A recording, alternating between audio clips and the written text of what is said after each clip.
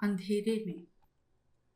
एक रात को 12 बजे ट्रेन से एक युवक उतरा। स्टेशन पर लोग एक कतार में खड़े थे और ज्यादा नहीं थे, इसलिए ट्रेन से नीचे आने में उसको ज्यादा कठिनाई नहीं हुई।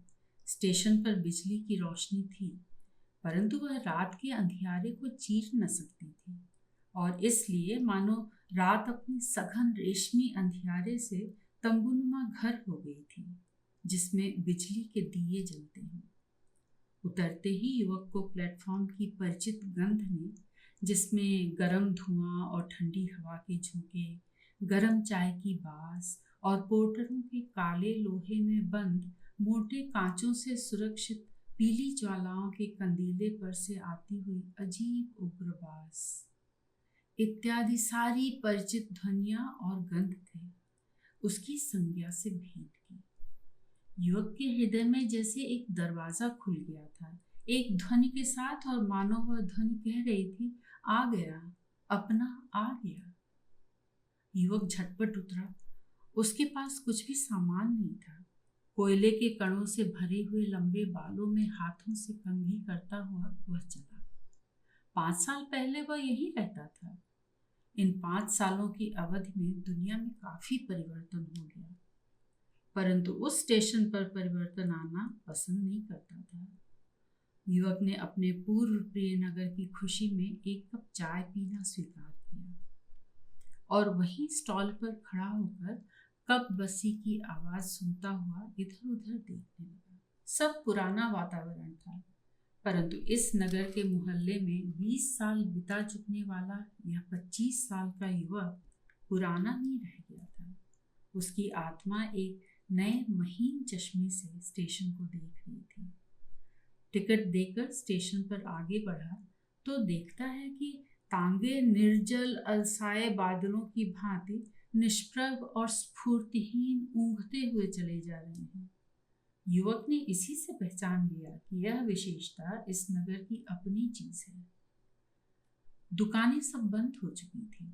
जिनके पास नीचे सड़क पर आदमी सिलसिलेवार सो रहे थे, उनके साथी और उन्हीं के समान सभ्य पशुओं में से निर्वासित श्वान जाति दुबकी इधर उधर पड़ी हुई थी। युवक ने पैर बढ़ाने शुरू कर दिए। उखड़ी हुई डामर की काली सड़क पर बिजली की धुंधली रोशनी बिखर रही थी। एक और दुकानें, फिर सराय, फिर अफीम गोदाम, फिर एक टुटपुंजिया म्यूनिसिपल पार्क, फिर एक छोटा चौराहा जहां डनलप टायर के विज्ञापन वाली दुकान और उसके सामने लाल पंप, फिर उसके बाद कॉलेज।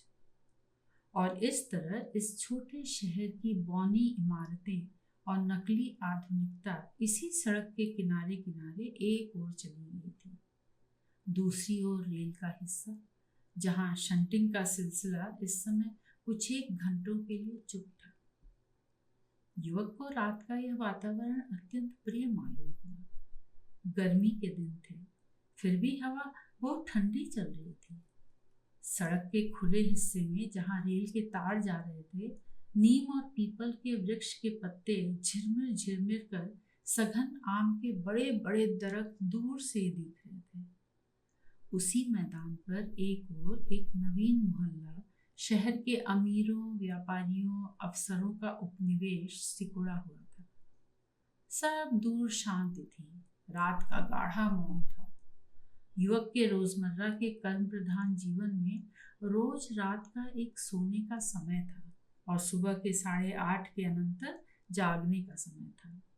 वैदिक ऋषि मनीषियों के उषा सूक्त से लगाकर तो अत्याधुनिक छायावादियों के बीती विभावरी जागरी, अंबर पनघट उषा नागरी का दर्शन इस युवक ने इस गए 5 सालों में बहुत कम किया है।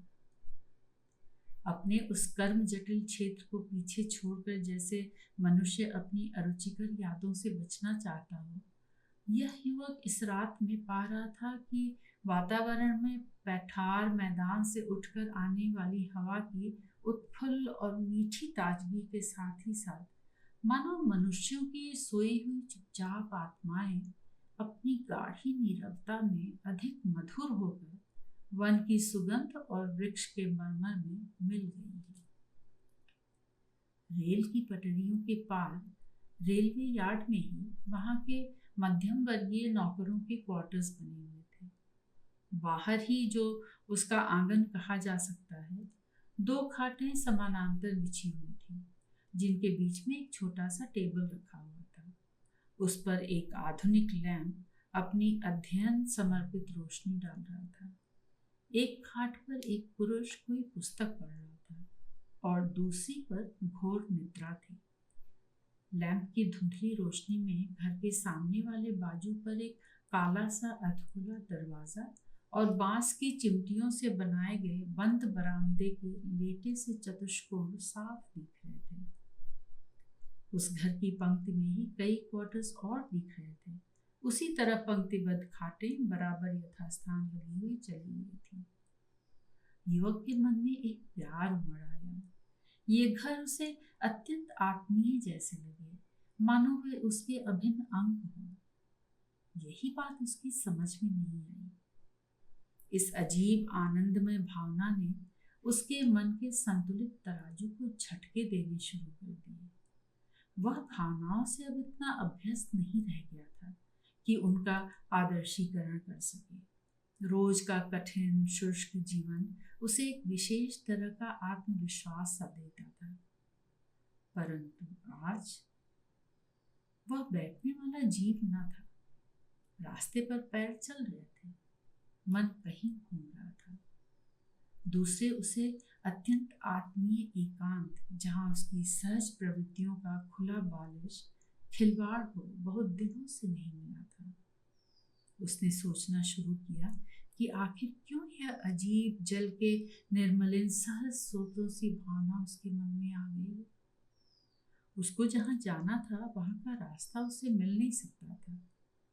एक तो यह कि 5 साल के बाद शहर की गलियों को वह भूल चुका था।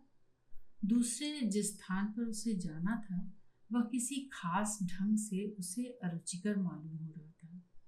इसलिए लक्ष्य स्थान की बात ही उसके दिमाग से गायब हो गई थी। पैर चल रहे थे या उसके पैर के नीचे से रास्ता खिसक रहा था, यह कहना संभव नहीं। परंतु यह जरूर है कि कुछ कुत्ते चिर जागृत रक्षक की भांति खड़े हुए भूख रहे थे। उसके मन में किसी अजान स्रोत से एक घर का नक्शा आया। उसका भी बरामदा इसी तरह बांस की चिमटियों से बना हुआ था। वहां भी बासंती रातों में नीम के झिरिर मिरिर के नीचे खाटे पड़ी रहती थी। युवक को एक धुंधली सूरत याद आती है, उसकी बहन की, और आते ही फौरन चली जाती है। बस चित्र इतना ही। यह मत समझिए कि उसके माता पिता मर गए। उसके भाई हैं, माता पिता हैं, वे सब वहीं रहते हैं जिस शहर में वह रहता है। युवक हंस पड़ा। उसे समझ में आ गया कि क्यों उन क्वार्टरों को देखकर एक आत्मीयता उमड़ आई। मजदूर चालों में जहां वह नित्य जाता है, या उसके अमीर दोस्तों के स्वच्छ सुंदर मकानों में जहां से वह चंदा इकट्ठा करता, चाय पीता, वाद विवाद करता और मन ही मन अपने महत्व को अनुभव करता, वहां से तो कोई आत्मीयता की फसफसाहट नहीं हुई। हमारा युवक अपने पर ही हंसने लगा, एक सूक्ष्म, मीठा और कटु हास्य। दूर एक दुकान पर 60 नंबर का खास बेल्जियम का बिजली का लट्टू जल रहा था। सड़क पर ही कुर्सियां पड़ी थी, बीच में टेबल था। एक आराम कुर्सी पर लाल भैरोगढ़ी तहमत बांधे हुए तांगे वाले साहब बैठे हुए बिस्कुट खा रहे थे। दूसरी कुर्सी पर एक निहायत गंदा, पीछे से फटी हुई चड्ढी पहने उघाड़े बदन लड़का कभी बिस्कुटों के चूरे खाने की तरफ या भाप उठाते हुए टेबल पर रखे चाय के कप की तरफ देखता हुआ बैठा था। दूसरी कुर्सी पर दूसरे मुसलमान सज्जन रोटी और मांस की कोई पतली वस्तु खा रहे थे और बहुत प्रसन्न मालूम हो रहे थे। जो होटल का मालिक था वह एक पैर पर अधिक दबाव डाले उसको घूंटा किए खड़ा था, सिगरेट पी रहा था और कुछ खास बुद्धिमानी की बातें करता था, जिसको सुनकर रोटी और मांस की पतली वस्तु को दोनों हाथों का उपयोग कर खाने वाले मुसलमान सज्जन अल्लाह अकबर, अल्लाह रहम करे इत्यादि भावना लुप्त उद्गारों से उसका समर्थन करते जाते थे। सिगरेट का कश वह इतनी जोर से खींचता था कि उसका ज्वलंत भाग बिजली की भयानक रोशनी में भी चमक रहा था। उसका हाथ आराम से जंघा क्षेत्र में भ्रमण कर रहा था। दुकान के अंदर से पानी को झाड़ू से फेंकने की क्रिया में झाड़ू की कर्कश दांत पीसती सी आवाज और पानी के ढकेले जाने की बारिश ध्वनि आ रही थी। साथ ही उसके छोटे छोटे कंकड़ों की भांति लगातार बाहर उन्नत वक्र रेखा मार्ग से चले आ रहे थे। बिजली का लट्टू दरवाजे के ऊपर लगे हुए कवर के बहुत नीचे लटक रहा था, जिस पर लगातार गिरने वाले छींटे सूख कर धब्बे बन रहे थे। इतने में पुलिस के एक गश्तवान सिपाही लाल पगड़ी पहने और खाकी पोशाक में आकर बैठ गए। वे भी मुसलमान ही थे। उनकी दाढ़ी पर 6 बाल थे और ओंठों पर तो थे ही नहीं। 40 साल की उम्र हो चुकी थी, पर बालों ने उन पर कृपा नहीं की थी। नाक उनकी बुद्धि से व्यापक थी, काले डोरे की गुंडी की भांति चमक रही थी। आंख में एक चुपचाप दयनीयता झांक उठती। वह कोई मुसीबत ज़दा प्राणी था।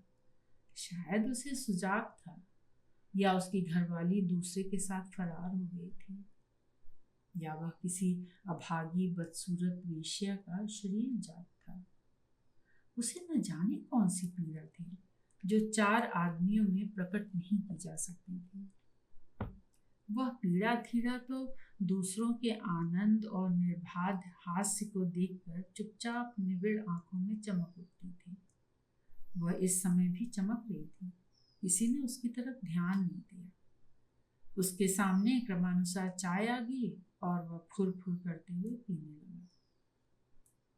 तांगे वाले महाशय का तांगा वहीं दुकान के सामने सड़क के दूसरे किनारे खड़ा था। घोड़ा अपने मालिक की भांति बड़ा चढ़ैल और गुस्सैल था। एक और तो वह बिजली की रोशनी में चमकने वाली हरी घास को बादशाह की भांति खा रहा था, तो दूसरी ओर आध घंटे में एक बार अपनी टांग तांगे में मार देता था। उसके घास खाने की आवाज लगातार आ रही थी और उसका भव्य सफेद गंभीर चेहरा होटल की अपेक्षा की दृष्टि से देख रहा था। तांगे वाले महाशय ने चाय पीनी शुरू की। तगड़ा मुंह था, बेलौस सीधी नाक थी और उजला रंग था। ठाठदार मोतिया साफा अब भी बंधा हुआ था। बोल चाल निहायत शुष्ता और सलीके से भरी थी। चेहरे पर मार्दव था, जो कि किसी अक्खड़ बहादुर सिपाही में ही हो सकता है। आज दिन में उन्होंने काफी कमाई की थी, इसलिए रात में जगने का उत्साह बहुत अधिक मालूम हो रहा था। दुकान के अंदर झाड़ू की कर्कश आवाज और पानी की खलखल ध्वनि बंद हो गई। छोटी छोटी बूंदें टपकाने वाली मैली झाड़ू लिए एक 15 साल का लड़का एक घुटने पर से फटे पाजामे को कमर पर इकट्ठा किए खड़ा था कि मालिक का अब आगे क्या हुक्म होता है। परंतु बाहर मजलिस जमी थी। लाल साफे वाला सिपाही बड़ी रुचि के साथ उसे सुन रहा था। चाहता था कि वह भी कुछ कहे। इतने में इन लोगों को दूर से एक छाया आती हुई दिखाई दी। सब लोगों ने सोचा कि इस पर ध्यान देने की जरूरत नहीं, पर धीरे धीरे आने वाली उस छाया का सिर्फ पैंट ही दिखाई दिया और कुछ थकी सी चाल। युवक चुपचाप उन्हीं की ओर आया और हल्की सी आवाज में बोला, चाय है? उत्तर में हाँ पाकर और बैठने के लिए एक अच्छी आरामदेह कुर्सी पाकर वह बहुत खुश मालूम हुआ। लोगों ने जब देखा कि चेहरे से कोई खास आकर्षक या असाधारण आदमी मालूम नहीं होता, तब आश्वस्त हो सांस लेकर बातें करने लगे। लाल पगड़ी वाला दयनीय प्राणी कुछ बोलना चाहता था। इतने में उसके 2 साथी दूर से दिखाई दिए। उन्हें देखकर वह अत्यंत अनिच्छा से वहां से उठने लगा। उसने सोचा था कि शायद है कोई बैठने को कहे, परंतु लोगों को मालूम भी नहीं हुआ कि कोई आया था और जा रहा है। माधव महाराज के जमाने में तांगे वालों को ये आफत नहीं थी मौलवी साहब। मैंने बहुत जमाना देखा है, कई सुपरिंटेंडेंट आए चले गए, कोतवाल आए निकल गए, पर अब पुलिस वाला तांगे में मुफ्त बैठेगा भी और नंबर भी नोट करेगा, तांगे वाले ने कहा।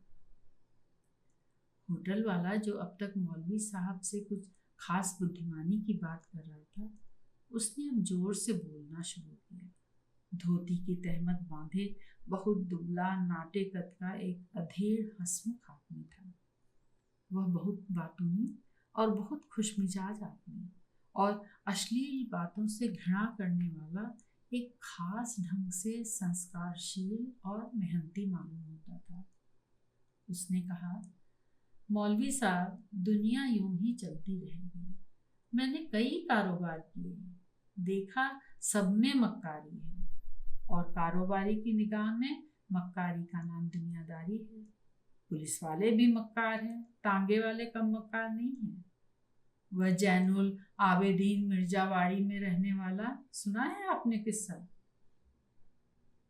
मौलवी साहब ठहाका मारकर हंस पड़े।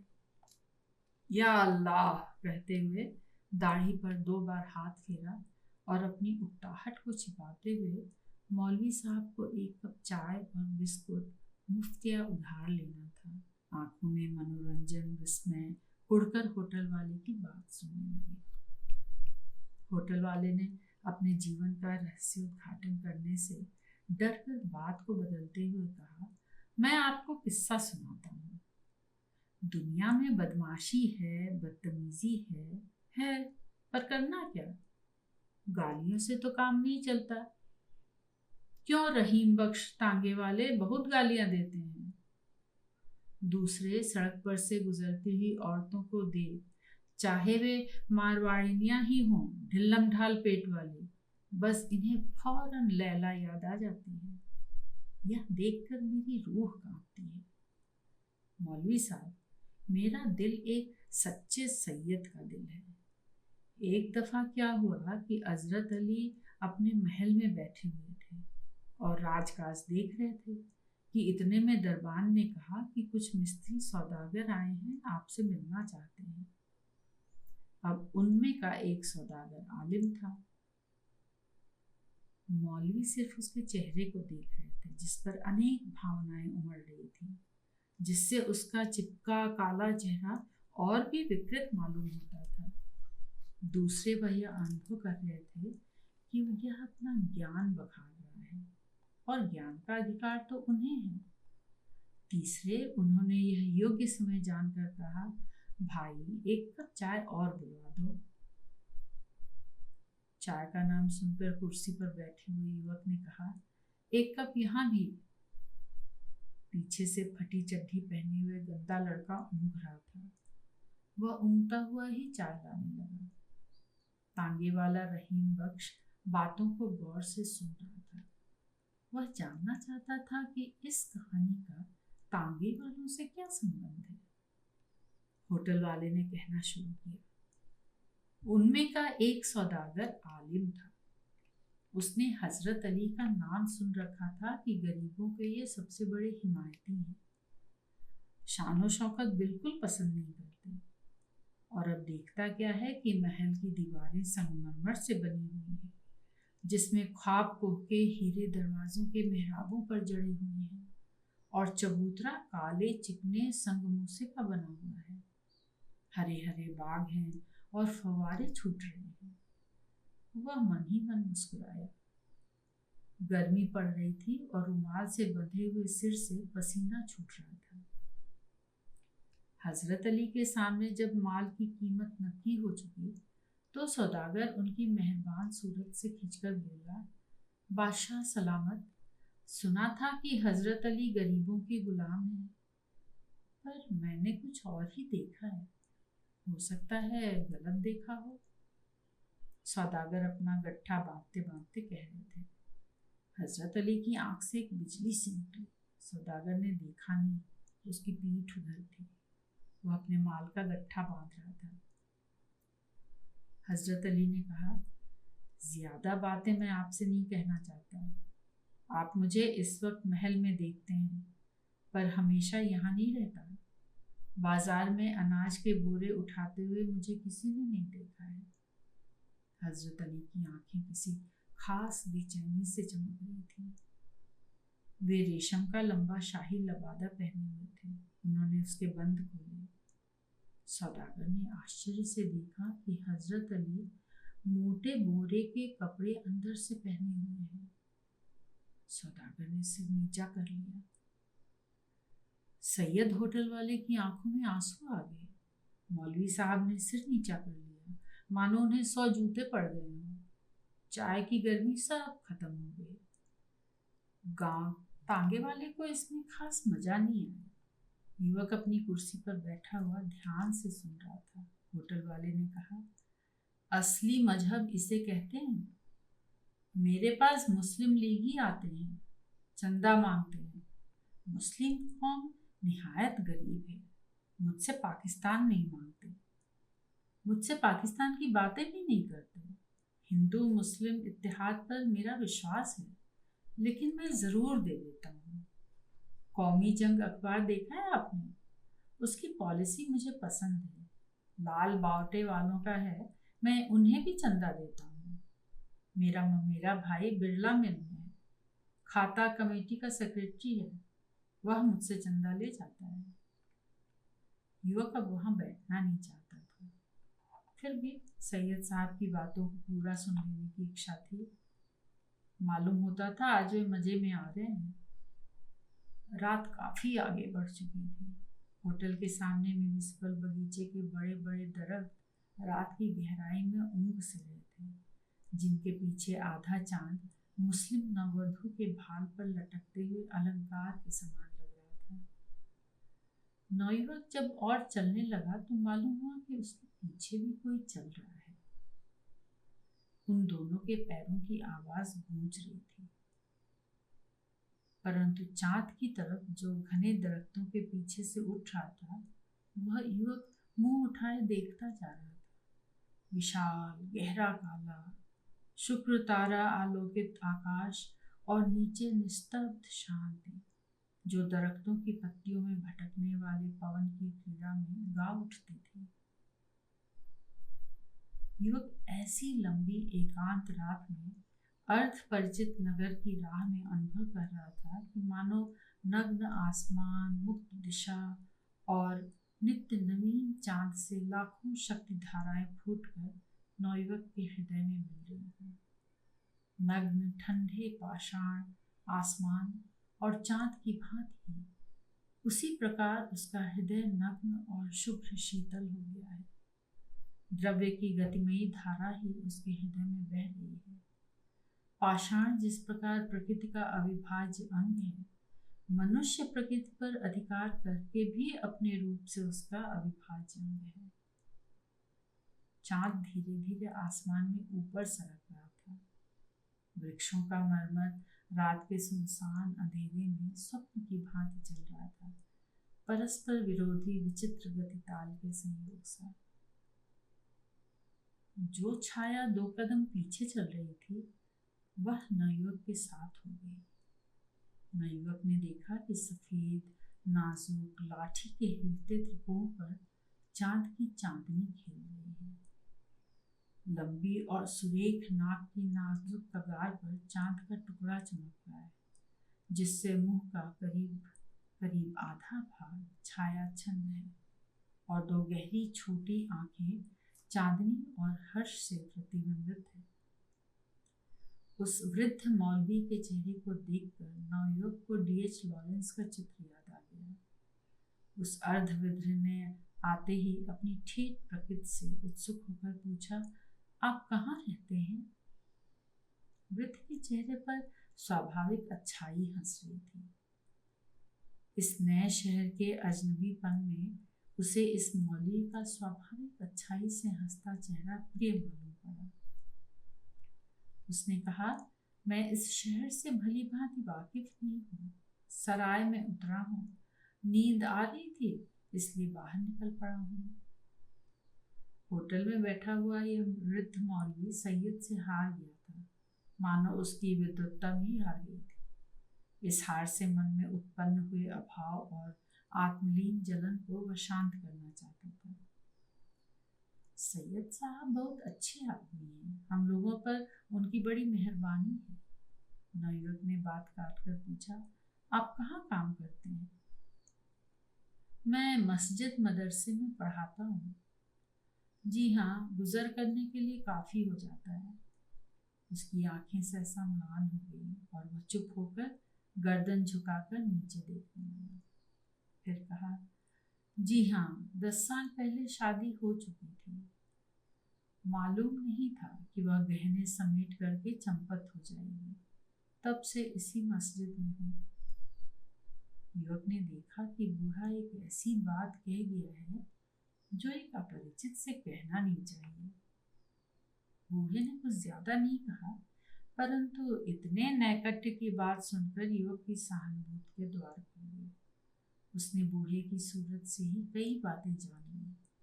वही दुख जो किसी न किसी रूप में प्रत्येक कुचले मध्यवर्गीय के जीवन में मुंह फाड़े खड़ा हुआ है। जी हाँ, मस्जिद में 5 साल हो गए।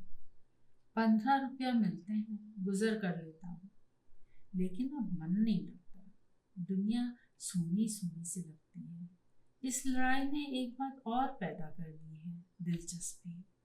रेडियो सुनने में कभी नागा नहीं करता। रोज कई अखबार टटोल लेता हूँ। जी हाँ, एक नई दिलचस्पी। किताब पढ़ने का मुझे शौक जरूर है, पर मैं तालीम याफ्ता हूँ नहीं, तो गर्जे की समझ में नहीं आती। बूढ़ा अपनी नर्म रेशमी सितार के हल्के तारों की गूंज सी आवाज में कहता जा रहा था। बातें मामूली तथ्यात्मक थी, परंतु उनके आसपास भावना का आलोक वलय था। उसकी जिंदगी में आहत भावना की जो तर्कहीन शक्ति थी, वह उसकी बातों की साधारणता में अपूर्व वैयक्तिक रंग भर देती थी। युवक को यह अच्छा लगा, प्रिय मालूम हुआ। एक क्षण में उसने अपनी सहानुभूति की जादुई आंख से जान लिया कि कोई असंगत मस्जिद होगी जहां रोज चुपचाप लोग यंत्र चालित सी कतार में प्रार्थना पढ़ते होंगे, और उसकी सूनी खाली दूसरी मंजिल पर यह असंतुष्ट और जीवन पूर्ण अर्धवृद्ध छोटे छोटे मैले कुचैले लड़के लड़कियों को दोपहर में पढ़ाता होगा।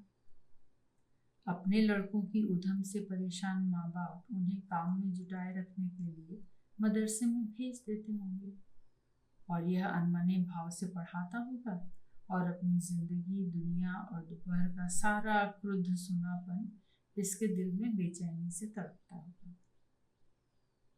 उसने मौलवी से पूछा, आपकी उम्र क्या होगी? युवक ने देखा कि मौलवी को यह सवाल अच्छा लगा। उसका चेहरा और भी कोमल होता सा दिखाई दिया। उसने कहा, सिर्फ 40। यद्यपि मैं 50 साल के ऊपर मालूम होता हूँ। अजी, इन 5 सालों ने मुझको खा डाला। फिर भी मैं कमजोर नहीं हूँ, काफी हट्टा कट्टा हूँ। मौलवी यह सिद्ध करना चाहता था कि अभी वह युवक है। जीवन की स्वाभाविक स्वातंत्रपूर्ण उच्छृंखल आकांक्षा शक्तियां उसके शरीर में तारल्य भर देती थी। उसके चलने में, बातचीत में वह अंतिमता नहीं थी जो शैथिल्य और उदासी में पक्वता का आभास पैदा कर देती है। उसने 40 ठीक कहा था, और नवयुवक को भी उसकी बात पर अविश्वास करने की इच्छा नहीं हुई। ओफो, तो आप जवान हैं, युवक ने थमकर आगे कहा। तो आपका दिमाग लड़ाई पर जरूर चलता होगा। अरे साहब, कुछ न पूछिए। सैयद साहब मुझसे परेशान हैं। आप कौमी जंग पढ़ते हैं? आपके होटल में तो मैंने अभी ही देखा है। कौमी जंग तो हमारी मस्जिद में भी आता है, और हमारे सबसे बड़े मौलवी परजा मंडल के कार्यकर्ता हैं। जमीयत उल उलेमा हिंदी के मुअज्जिज हैं, वही के उलेमा हैं। सब तरह के अखबार खरीदते हैं। यहाँ उन्होंने मुस्लिम फॉरवर्ड ब्लॉग खोल रखा है। युवक को यहाँ की राजनीति में उलझने की कोई जरूरत नहीं थी, फिर भी उससे अलग रहने की भी कोई इच्छा नहीं थी। इतने में एक गली आ गई जिसमें मुड़ने के लिए मौलवी तैयार दिखाई दिया। युवक ने सिर्फ इतना ही कहा, किताबों के लिए हम आपकी मदद करेंगे। अब तो मैं यहाँ हूँ कुछ दिनों के लिए, कहाँ मुलाकात होगी आपसे? सैयद साहब की होटल में। जी हाँ, सुबह और शाम। मौलवी साहब के साथ युवक का कुछ समय अच्छा कटा। वह कृतज्ञ था। उसने धन्यवाद दिया नहीं। उसकी जिंदगी में न मालूम कितने ही ऐसे आदमी आए हैं जिन्होंने उस पर सहज विश्वास कर लिया, उसकी जिंदगी में एक निर्वैयक्तिक गीलापन प्रदान किया। जब कभी युवक उन पर सोचता है, उनके झरनों ने उनकी जिंदगी को एक नदी बना दिया। उनमें से सब एक सरीखे नहीं थे और न उन सबको उसने अपना व्यक्तित्व दे दिया था, परंतु उनके व्यक्तित्व की काली छायाओं, कंटकों और जलते हुए फास्फोरिक द्रव्यों, उनके दोषों से उसने नाक भौं नहीं सिकोड़ी थी। अगर वह स्वयं कभी आहत हो जाता तो एक बार अपना धुआं उगल चुकने के बाद उनके व्रणों को चूमने और उनका विष निकाल फेंकने के लिए तैयार होता। उनके व्यक्तित्व की बारीक से बारीक बातों को सहानुभूति के माइक्रोस्कोप से बड़ा करके देखने में उसे वही आनंद मिलता था जो कि एक डॉक्टर को, और उसका उद्देश्य भी एक डॉक्टर का ही था। उसमें का चिकित्सक एक ऐसा सीधा साधा हकीम था जो दुनिया की पेटेंट दवाइयों के चक्कर में ना पड़कर अपने मरीजों से रोज सुबह उठने, व्यायाम करने, दिमाग को ठंडा रखने और उसको 2 पैसे की 2 पुड़िया शहद के साथ चाट लेने की सलाह देता था। सहानुभूति की एक किरण, एक सहज स्वास्थ्यपूर्ण निर्विकार मुस्कान का चिकित्सा संबंधी महत्व सहानुभूति के लिए प्यासी लंगड़ी दुनिया के लिए कितना हो सकता है, यह वह जानता था। इसलिए वह मतभेद और परस्पर पैदा होने वाली विशिष्ट विसंवादी कटुताओं को बचाकर निकल जाता था। वह उन्हें जानता था और उसकी उसे जरूरत नहीं थी। दुनिया की कोई ऐसी कलुषता नहीं थी जिस पर उल्टी हो जाए, सिवा विस्तृत सामाजिक शोषणों और उनके उत्पन्न दंभों और आदर्शवाद के नाम पर किए गए अंध अत्याचारों, यांत्रिक नैतिकताओं और आध्यात्मिक अहंताओं की तानाशाहियों को छोड़कर। दुनिया के मध्यवर्गीय जनों के अनेक विषयों को वह चुपचाप पी गया था और राह देख रहा था सिर्फ क्रांति शक्ति की। परंतु इससे उसको एक नुकसान भी हुआ था। व्यक्ति उसके लिए महत्वपूर्ण नहीं था, व्यक्तित्व अधिक, चाहे वह व्यक्तित्व मामूली ही हो, और वह भी तभी जब तक उसकी जिज्ञासा और उष्णता का तालाब सूख न जाए। उसकी उष्णता का दृष्टिकोण भी काफी अमूर्त था, क्योंकि उसके व्यक्तित्व का उद्देश्य अमूर्त था। इसलिए अपने आप में व्यक्ति उससे यदाकदा छूट जाता था, सिवाय उनके जो उसकी धड़कनों और रक्त के साथ मिल गए हैं। हकीम मरीजों को फौरन भूल जाते हैं और मजे के लिए और मर्ज के साथ साथ वे याद आते हैं। परिणामतः उसकी सहज उष्णता पाकर व्यक्ति उसके साथ एक हो जाते, अपने को नग्न कर देते और फिर उससे नाना प्रकार की अपेक्षाएं करने लगते जो संभव होना असंभव था। मौलवी जब गली में मुड़कर गया तो युवक की आंखें उस पर थीं।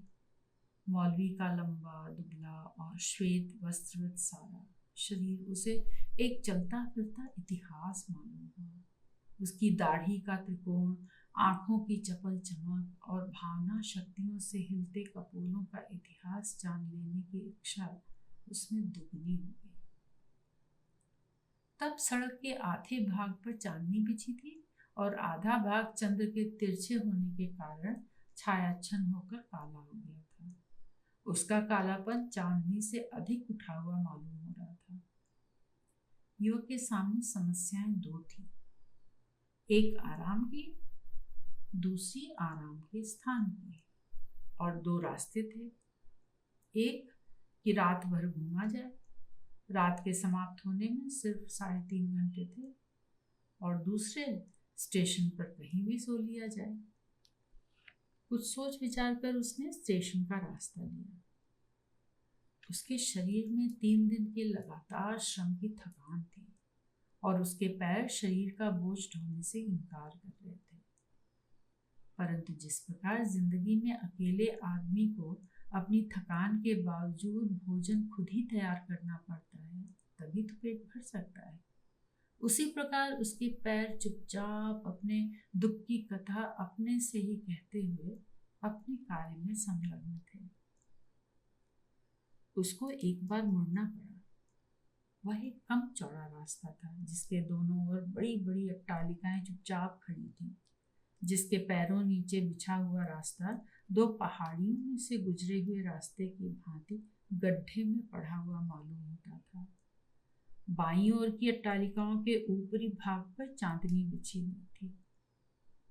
थकान से शून्य मन में नींद के झोंके आ रहे थे, परंतु एक डर था पुलिस वाले का, जो अगर रास्ते में मिल जाए, जो उसके संदेहों को शांत करना मुश्किल है। डर इसलिए भी अधिक है कि रास्ता अंधेरे से ढका हुआ है। सिर्फ अट्टालिकाओं पर गिरी हुई चांदनी के कुछ कुछ प्रत्यावर्तित प्रकाश से रास्ते का आकार सूझ रहा है। मन में शून्यता की एक और बाढ़, नींद का एक और झोंका। रास्ता दोनों ओर से बंद होने के कारण शीत से बचा हुआ है, उसमें अधिक गर्मी है। युवक कैसे तो भी चल रहा है, नींद के गर्म लिहाफ में सोना चाहता है। नींद का एक और झोंका, मन में शून्यता की एक और बाढ़। युवक के पैरों में कुछ तो भी नरम नरम लगा, अजीब, सामान्यतः अप्राप्य, मनुष्य के उष्ण शरीर सा होना। उसने 2-3 कदम और आगे रखे और उसका संदेह निश्चित में परिवर्तित हो गया। उसका शरीर कांप गया, उसकी बुद्धि, उसका विवेक कांप गया। वह यदि कदम नहीं रखता है तो एक ही शरीर पर, न जाने वह बच्चे का है या स्त्री का, बूढ़े का या जवान का, उसका सारा वजन एक ही पर जा गिरे। वह क्या करे?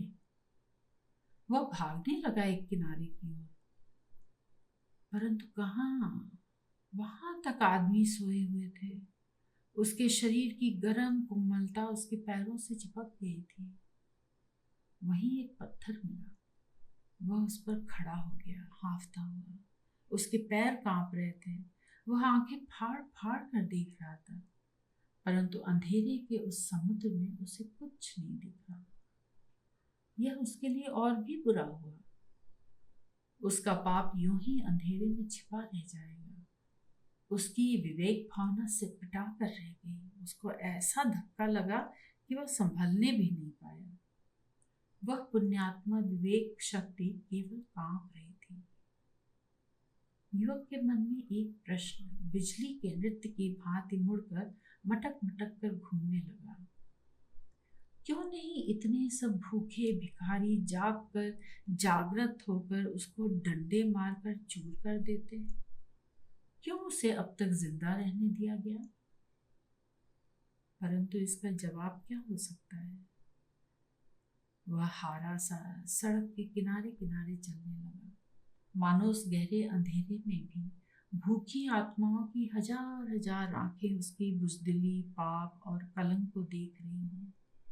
स्टेशन की ओर जाने वाली सीधी सड़क मिलते ही युवक ने पटरी बदल ली। लंबी सीधी सड़क पर चांदनी आधी नहीं थी, क्योंकि दोनों ओर अट्टालिकाएं नहीं थी। केवल किनारे पर कुछ कुछ दूरियों से छोटे छोटे पेड़ लगे हुए थे।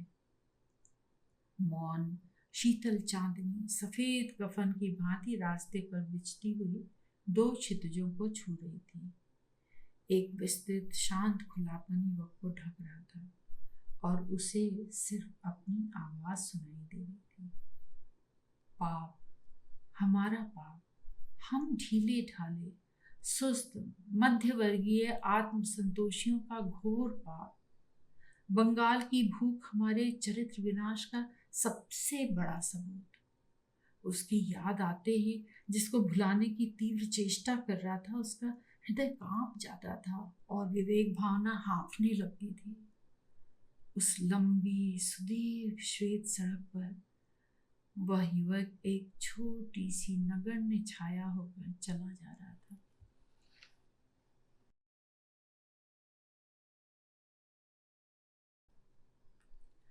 ब्रह्म राक्षस का शिष्य।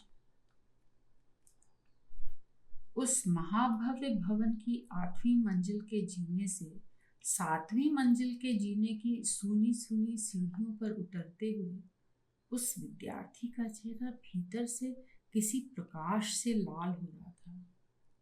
वह चमत्कार उसे प्रभावित नहीं कर रहा था जो उसने हाल हाल में देखा।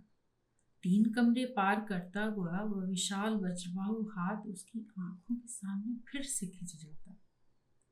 उस हाथ की पवित्रता ही उसके ख्याल में जाती, किंतु वह चमत्कार के रूप में उसे प्रभावित नहीं करता था। उस चमत्कार के पीछे ऐसा कुछ है जिसमें वह घुल रहा है, लगातार घुलता जा रहा है। वह कुछ क्या एक महापंडित की जिंदगी का सत्य नहीं है? नहीं, वही है, वही है। 5वीं मंजिल से 4थी मंजिल पर उतरते हुए ब्रह्मचारी विद्यार्थी उस प्राचीन भव्य भवन की सूनी सूनी सीढ़ियों पर यह श्लोक गाने लगता है। मेघैर मेदुरम अंबरम वन भव श्यामास्तमाद्रिमः। इस भवन से ठीक 12 वर्ष के बाद यह विद्यार्थी बाहर निकलता है। उसके गुरु ने जाते समय राधा माधव की यमुना कुल क्रीड़ा में घर भूली हुई राधा को बुला रहे नंद के भाव प्रकट किए हैं।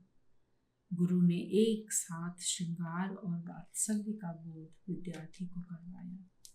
विद्याध्ययन के बाद अब उसे पिता के चरण छूना है। पिताजी, पिताजी, माँ, माँ, यह ध्वनि उसके हृदय से फूट निकली। किंतु ज्यों-ज्यों वह छंद सूने भवन में गूंजता घूमता गया, त्यों-त्यों विद्यार्थी के हृदय में अपने गुरु की तस्वीर और भी तीव्रता से चमकने लगी। भाग्यवान है वह जिसे ऐसा गुरु मिले। जब वह चिड़ियों के घोंसलों और बर्रों के छत्तों भरे सूने ऊंचे सिंहद्वार के बाहर निकला, तो एकाएक राह से गुजरते हुए लोग भूत भूत कहकर भाग खड़े हुए। आज तक उस भवन में कोई नहीं गया था। लोगों की धारणा थी कि वहां एक ब्रह्म राक्षस रहता है। 12 साल और कुछ दिन पहले सड़क पर दोपहर के 2 बजे एक देहाती लड़का भूखा प्यासा अपने सूखे होंठों पर जीभ फेरता हुआ उसी बगल वाले ऊंचे सेमल के वृक्ष के नीचे बैठा हुआ था। हवा के झोंकों से फूलों के फलों का रेशमी कपास हवा में तैरता हुआ दूर दूर तक और इधर उधर बिखर रहा था। उसके माथे पर फिक्रें गुंथ बिध रही थी। उसने पास में पड़ी हुई एक मोटी ईंट सिरहाने रखी और पेड़ तले लेट गया। धीरे धीरे उसकी विचार मग्नता को तोड़ते हुए कान के पास उसे कुछ फुसफुसाहट सुनाई दी। उसने ध्यान से सुनने की कोशिश की। वे कौन थे? उनमें से एक कह रहा था, अरे वह भट्ट नितांत मूर्ख है और दंभी भी। मैंने जब उसे ईशावास्योपनिषद की कुछ पंक्तियों का अर्थ पूछा तो वह बौखला उठा। इस काशी में कैसे कैसे दंभी इकट्ठे हुए हैं। वार्तालाप सुनकर वह लेटा हुआ लड़का खट से उठ बैठा। उसका चेहरा धूल और पसीने से म्लान और मलिन हो गया था, भूख और प्यास से निर्जीव। वह एकदम बात करने वालों के पास खड़ा हुआ, हाथ जोड़े माथा जमीन पर टेका, चेहरे पर आश्चर्य और प्रार्थना के दयनीय भाव। कहने लगा, हे विद्वानों, मैं मूर्ख हूँ, अपढ़ देहाती हूँ, किंतु ज्ञान प्राप्ति की महत्वाकांक्षा रखता हूँ। हे महाभागो, आप विद्यार्थी प्रतीत होते हैं। मुझे विद्वान गुरु के घर की राह बताओ।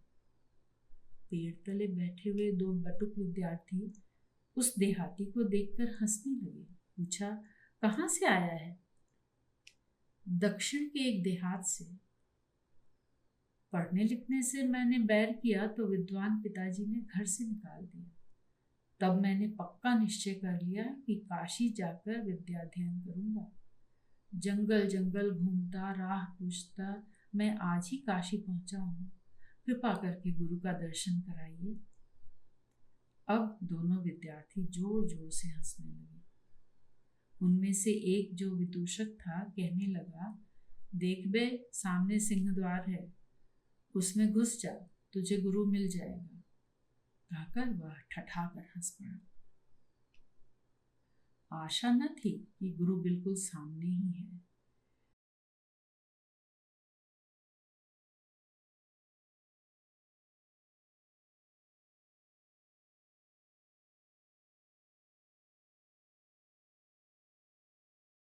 कर उसके हृदय में खेद था और पाप की भावना। दूसरा बटुक चुप था। उसने अपने किए पर खिन्न होकर सिर्फ इतना ही कहा, आखिर ब्रह्म राक्षस का रहस्य भी तो मालूम हो। सिंहद्वार की लाल लाल बरे गूं गूं करती हुई उसे चारों ओर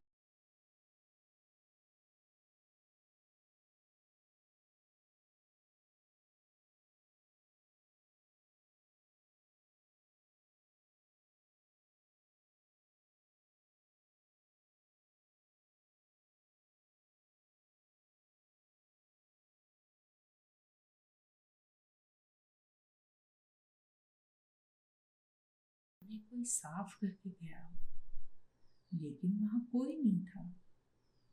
आंगन से दिखने वाली तीसरी मंजिल की छज्जे वाली मुंडेर पर एक बिल्ली सावधानी से चलती हुई दिखाई दे रही थी। उसे एक जीना भी दिखाई दिया, लंबा चौड़ा साफ सुथरा। उसकी सीढ़ियां ताजे गोबर से पुती हुई थी। उसकी महक नाक में घुस रही थी। सीढ़ियों पर उसके चलने की आवाज गूंजती, पर कहीं कुछ नहीं। वह आगे आगे चढ़ता बढ़ता गया। दूसरी मंजिल के छज्जे मिले जो बीच के आंगन के चारों ओर फैले हुए थे। उनमें सफेद चादर लगी गद्दियां दूर दूर तक बिछी हुई थी। एक और मृदंग, तबला, सितार आदि अनेक वाद्य यंत्र करीने से रखे हुए थे। रंग बिरंगे फानूस लटक रहे थे और कहीं अगरबत्तियां जल रही थी। इतनी प्रबंध व्यवस्था के बाद भी उसे कहीं मनुष्य के दर्शन नहीं हुए और न कोई पैरों की आवाजें सुनाई दी, सिवाय अपनी पगध्वनि के। उसने सोचा शायद ऊपर कोई होगा। उसने तीसरी मंजिल पर जाकर देखा। फिर वही सफेद सफेद गद्दियां, फिर वही फानूस, फिर वही अगरबत्तियां, वही खाली खालीपन, वही सुनापन, वही विशालता, वही भव्यता और वही मनुष्यहीनता। अब उस देहाती के दिल में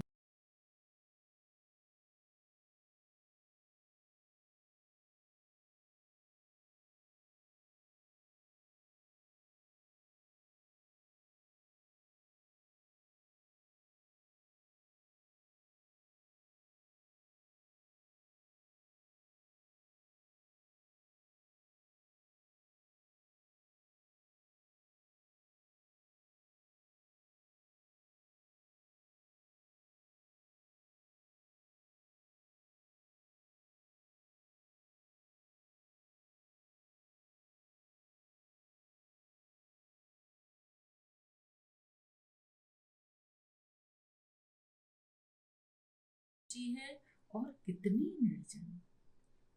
अब वह देहाती लड़का भयभीत हो गया। यह विशालता और निर्जनता उसे आतंकित करने लगी। वह डरने लगा, लेकिन वह इतना ऊपर आ गया था कि नीचे देखने ही से आंखों में चक्कर आ जाता। उसने ऊपर देखा तो सिर्फ एक ही मंजिल शेष थी। उसने अगले जीने से ऊपर की मंजिल चढ़ना तय किया। डंडा कंधे पर रखे और गठरी खोसे वह लड़का धीरे धीरे अगली मंजिल का जीना चढ़ने लगा। उसके पैरों की आवाज उसी से जाने क्या फुसलाती और उसकी रीढ़ की हड्डी में से सर्द संवेदनाएं गुजरने लगती। जीना खत्म हुआ तो फिर एक भव्य बारामदा मिला, लिपा पुता और अगरूगंध से महकता हुआ। सभी ओर मृगासन व्याघ्रासन बिछे हुए। एक ओर योजनों विस्तार दृश्य देखती खिड़की के पास देव पूजा में सलंग मनमुदी आंखों वाले ऋषि मनीष कश्मीर की कीमती शाल ओढ़े ध्यानस्थ बैठे। लड़के को हर्ष हुआ। उसने दरवाजे पर मत्था टेका। आनंद के आंसू आंखों में खिल उठे। उसे जैसे स्वर्ग मिल गया।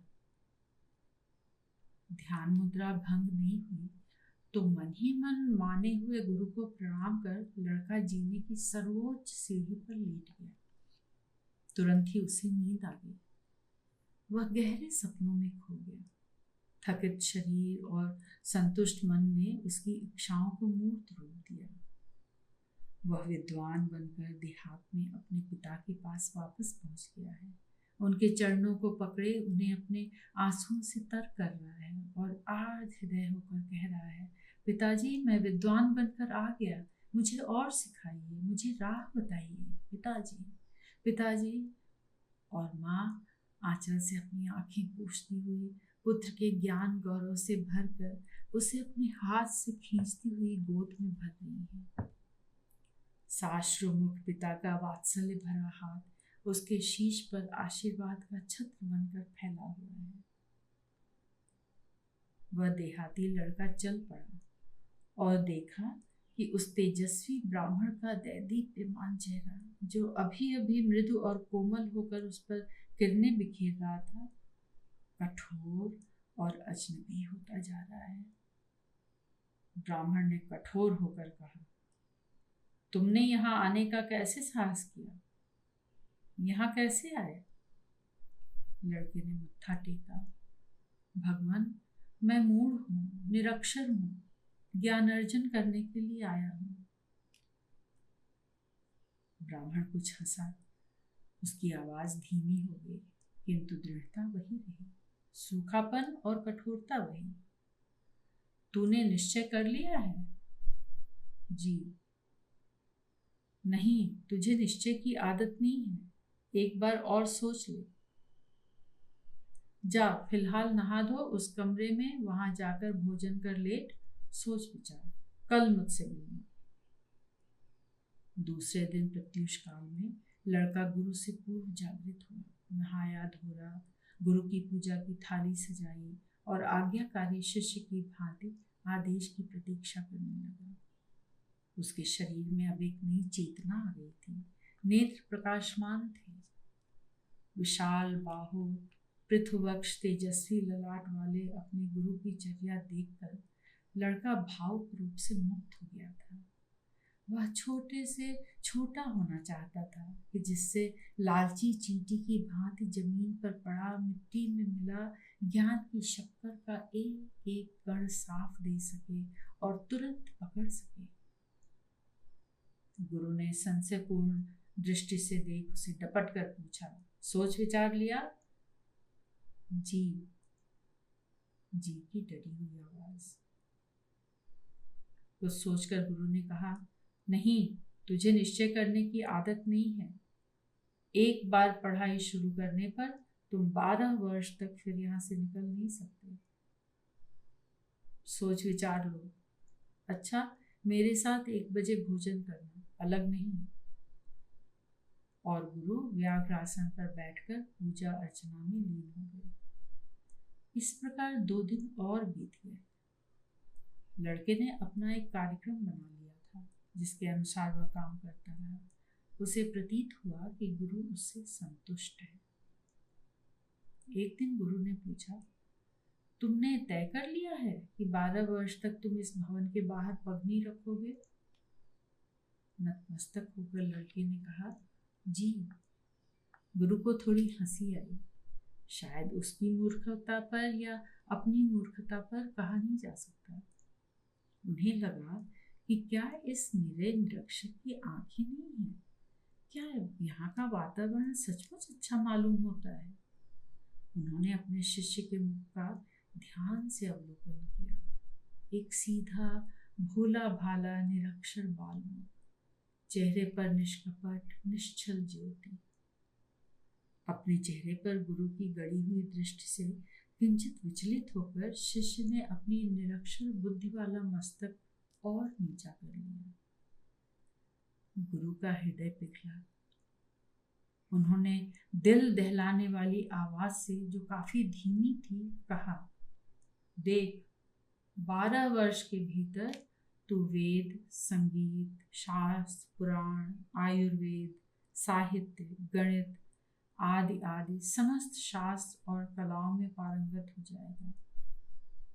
केवल भवन त्याग कर तुझे बाहर जाने की अनुज्ञा नहीं मिलेगी।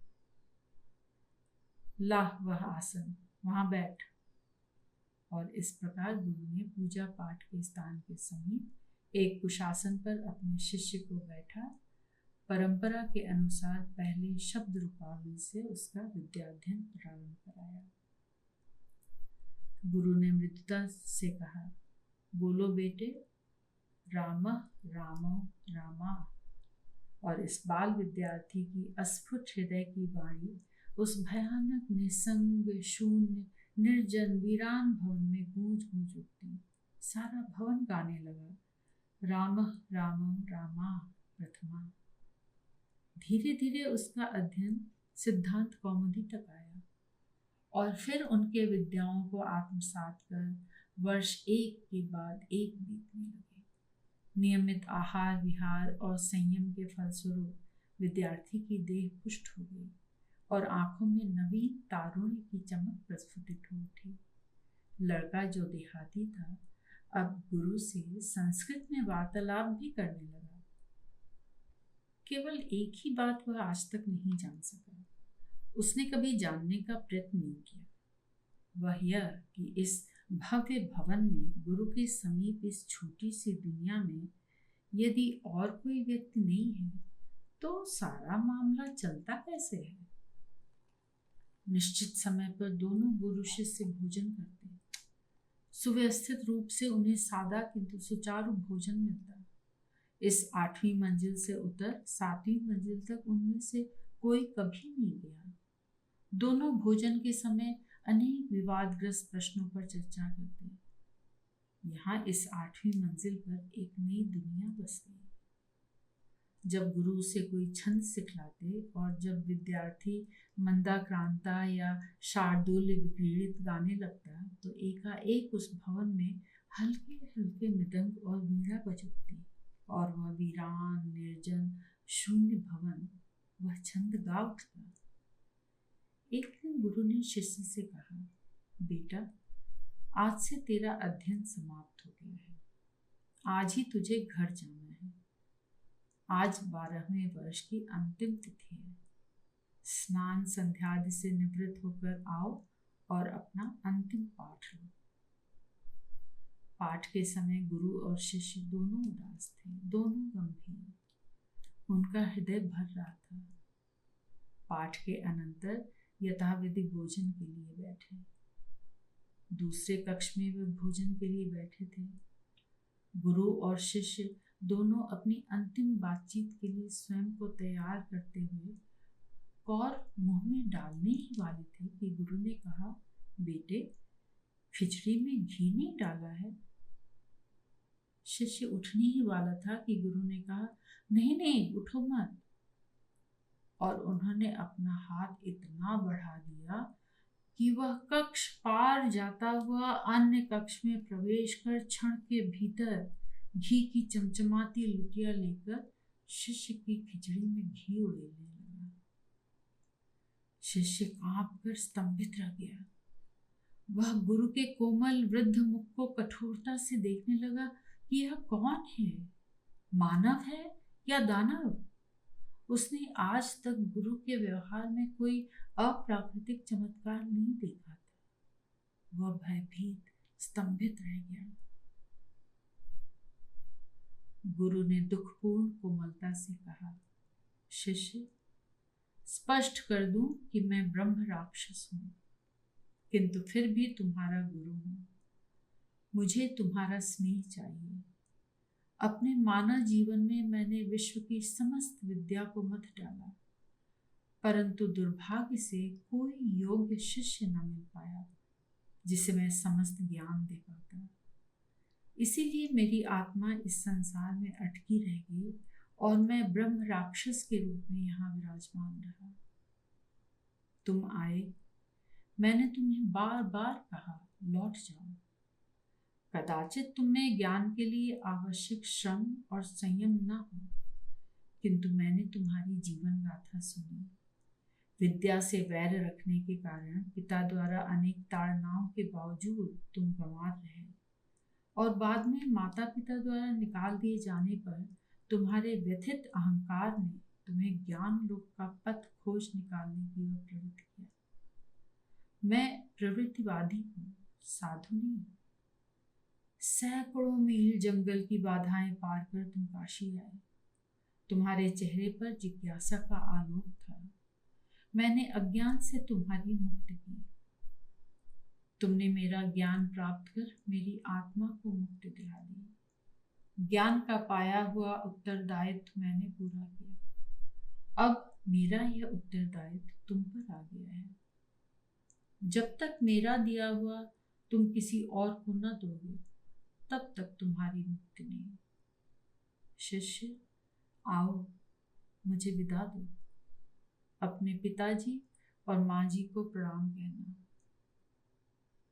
शिष्य ने साश्रुमुख ज्यों ही चरणों पर मस्तक रखा, आशीर्वाद का अंतिम कर स्पर्श पाया और ज्यों ही सिर ऊपर उठाया, तो वहां से वह ब्रह्म राक्षस तिरोधान हो गया। वह भयानक वीरान निर्जन बरामदा सूना था। शिष्य ने ब्रह्म राक्षस गुरु का व्याघ्रासन लिया और उनका सिखाया पाठ मन ही मन गुनगुनाते हुए आगे बढ़ गया।